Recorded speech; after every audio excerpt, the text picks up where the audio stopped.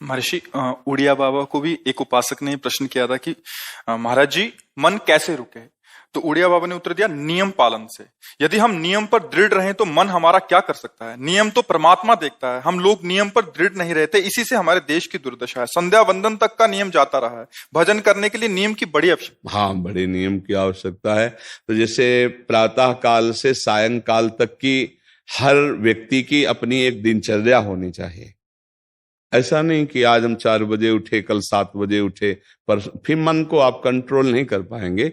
मन के लिए एक दिनचर्या होनी चाहिए कि हमको 10 बजे सोना है, 4 बजे उठ जाना है, तो फिर 4 से 4:15 नहीं होना चाहिए, 4 बजे उठ जाना, ऐसा नियम बना ले। और उठ करके हमको थोड़ी देर नाम जप करना है, थोड़ी देर हमें वाणी जी का गायन करना है, थोड़ी देर हमें ध्यान, एक अपनी दिनचर्या। फिर हम अपने संसार के कार्य के नियम, जो संसार के कार्य हैं, उनको भी करते हुए भगवान को समर्पित करें। जैसे जो पद में है, जो आपको राष्ट्र सेवा मिली है, जो आपको समाज सेवा के पद मिले हैं, या आपको जो घर की सेवा के कार्य मिले हैं, उनमें बहुत धर्म पूर्वक आचरण होना चाहिए।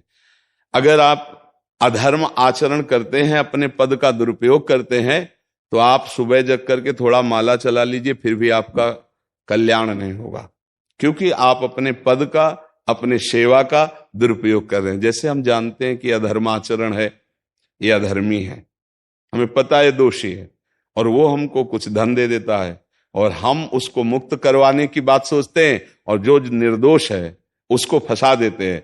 अब तुम चाहे जितना माला चलाने की कोशिश करो या दान पुण्य करो, वो तुम्हारा अधर्म आचरण, वो अधर्म का धन तुम्हें सतमार्ग में नहीं जाने देगा।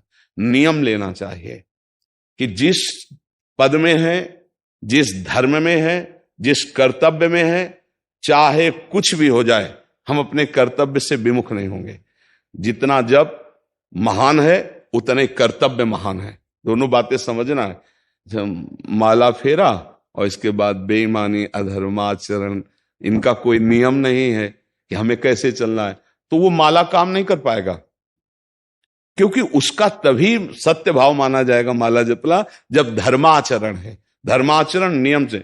बोले वो बड़े कट्टर नियम वाले हैं, उनको घूस नहीं, आप उनको भयभीत करके नहीं काम करवा सकते, प्रलोभन में काम नहीं करा सकते।